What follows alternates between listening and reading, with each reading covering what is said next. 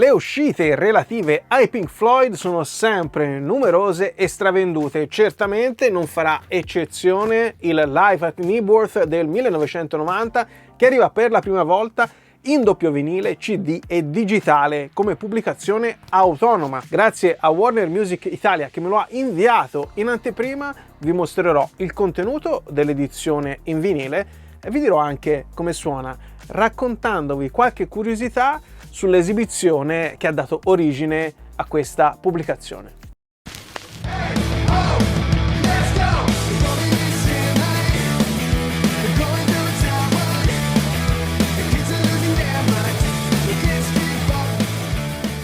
Ciao, io sono Johnny e qui su Vinilicamente ti parlo di musica a 360 gradi, dischi in uscita, classici imperdibili, hi-fi e tanto altro legato a questo fantastico mondo. Come sapranno bene i fan dei Pink Floyd, il Live at Knebworth era stato già pubblicato all'interno del cofanettone The Leather Years nel 2019.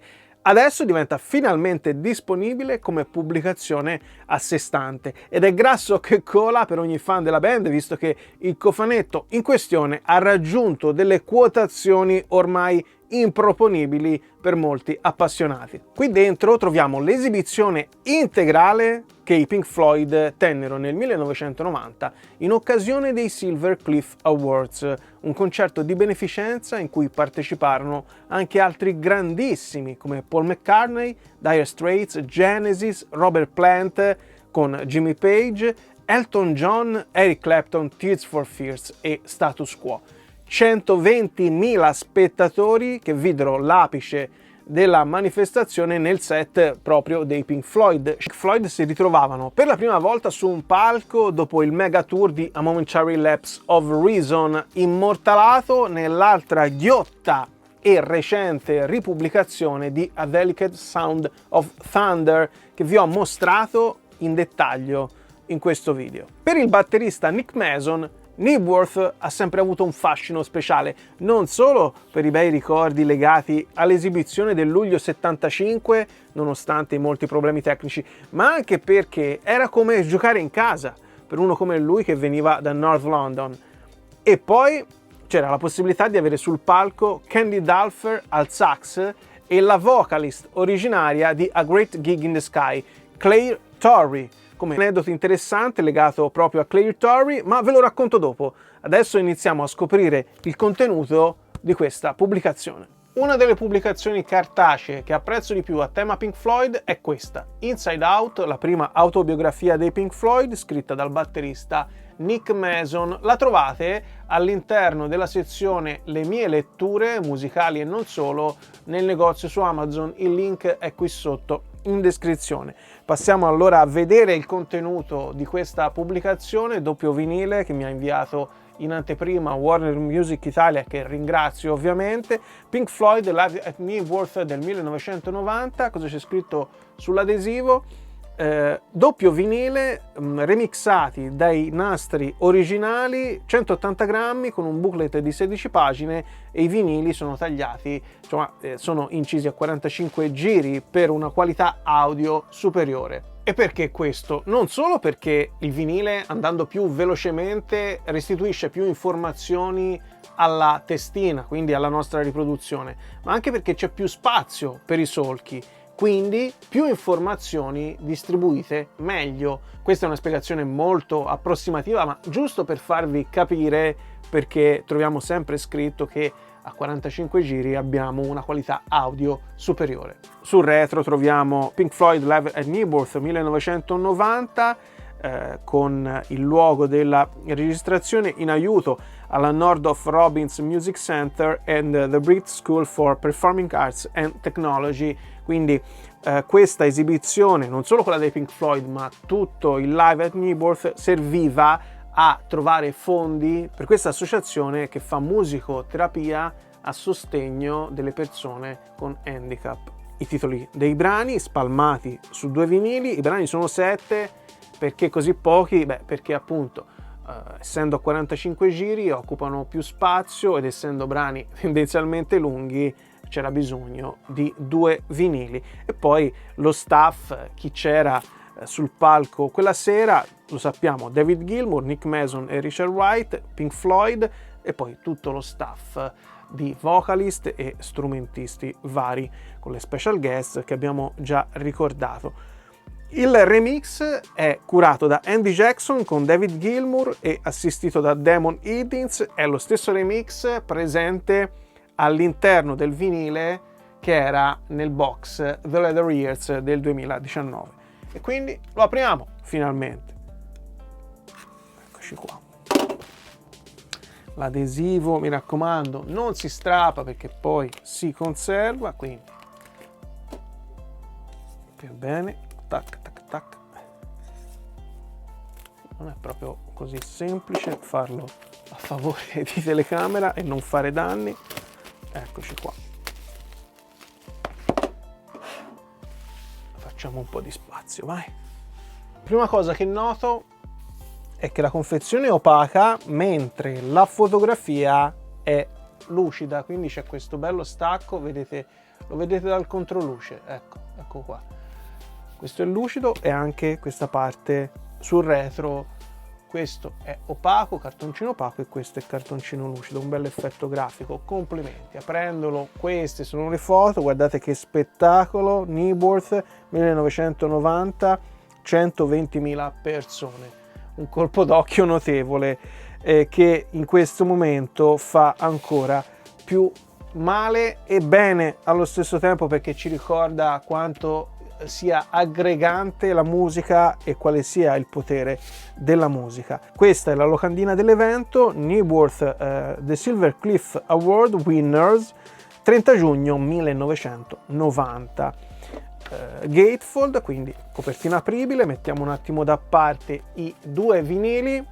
Vi dico subito che la carta, la inner sleeve, è di carta nera con lamina antistatica, quindi questo ci piace molto. E poi cos'è rimasto dentro? Qui niente, e qui nel primo fold c'è il libretto di 16 pagine. Dunque non riesco a capire, perché al momento non ho con me degli occhialini 3D funzionanti, non riesco a capire se questo sia un effetto glitch o un effetto 3D.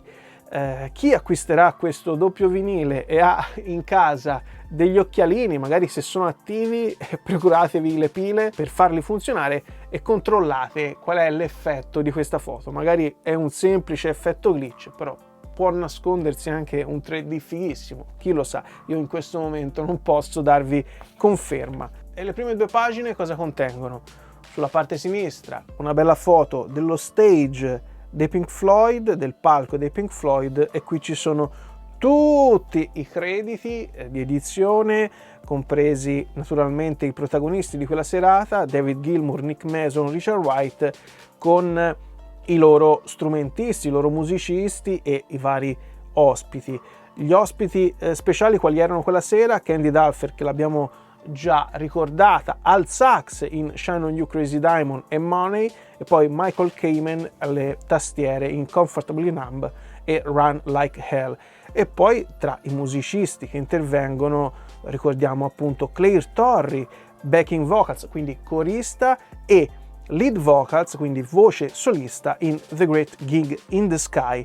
Tra l'altro la cosa interessante da ricordare su Claire Torrey è che questa è l'unica altra occasione in cui lei ha cantato la sua parte vocale in The Great Gig in the Sky in compagnia della band in un live. Era successo solo un'altra volta nel 1973 nel tour di supporto a The Dark Side of the Moon, che contiene quella splendida canzone. C'è anche un'altra cosa da dire su Claire Torrey e su quella canzone, magari un po' meno piacevole per i Pink Floyd. Nel 2004 infatti la Torrey citerà in giudizio sia la band che l'etichetta EMI, in quanto colpevoli secondo lei di non avergli riconosciuto i diritti di quel brano, in cui aveva contribuito non solo con la sua splendida interpretazione ma anche con la creazione stessa. Nel 2005 la Corte di Giustizia inglese le darà ragione e da quel momento il brano sarà accreditato non solo a Richard Wright come da sempre in origine ma anche alla Torrey. Le parti in causa poi raggiunsero un accordo extragiudiziale per cui non sappiamo quanto la Torrey abbia incassato per gli arretrati. Qui ci sono tutti i crediti, non ve li leggo tutti, altrimenti finiamo dopodomani. Guardiamo invece le foto. Foto tra cui alcuni scatti inediti. Io naturalmente non so dirvi quali siano stati già pubblicati nelle varie memorabilia dei Pink Floyd, però sappiate che ci sono alcuni scatti e illustrazioni inedite proprio per questa pubblicazione. Nick Mason, David Gilmour, immagino che nella pagina successiva no, però Richard Wright lo abbiamo già visto qui. Credo, spero che ci sia un primo piano anche su di lui, ma sicuramente ci sarà. Vediamo dove. Qui c'è tutta la band e tutti i musicisti sul palco, come sempre un palco spettacolare, 2 scatti al nostro Richard Wright, che naturalmente salutiamo ovunque sia. Altri scatti che riprendono tutto il palco, qui una parte, qui tutto il palco dello spettacolo dei Pink Floyd. Qui c'è ancora la locandina, o la locandina, sì, questa è la locandina e questo è il pass dell'evento. Anche qui effetto glitch o 3D, non riesco a dirvelo, però è un effetto comunque grafico. Qui c'è la scaletta, Shine On, Great Gig, vedete ci sono ovviamente le abbreviazioni.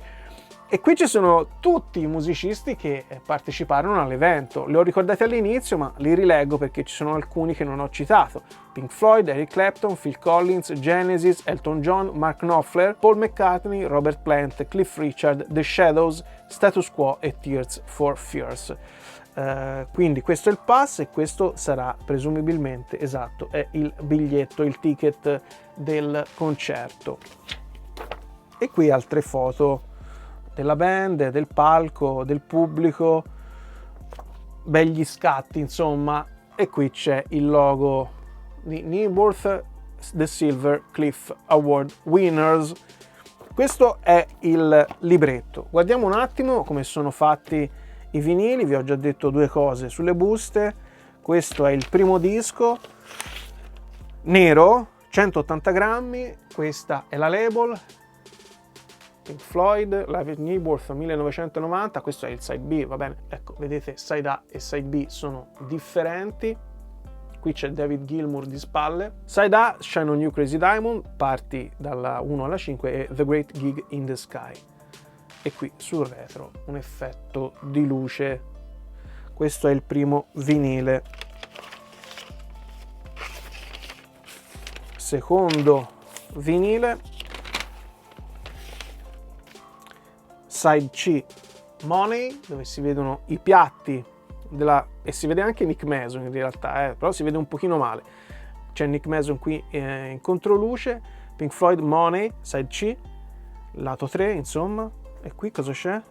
Un altro, qui c'è una foto del pubblico sul side D con Comfortably Numb e Run Like Hell. Che dire allora di questo live? Sicuramente ci sarà chi preferisce altre fasi della band ed altre esibizioni. Da fan dei Pink Floyd e appassionato di vinile non posso che consigliarvi l'acquisto, sia per la tracklist strepitosa, 7 brani uno più bello dell'altro, che per l'incisione davvero ottima e i 45 giri aiutano. Solo per citare uno dei tanti climax del live, il sax di Candy Dulfer è qualcosa di indescrivibile. Fa male da quanto fa godere. Il Live at Knebworth vale quindi quel piccolo esborso in più richiesto rispetto ad una edizione standard in doppio vinile? Assolutamente sì, per tutti i fattori che ho evidenziato in questo unboxing.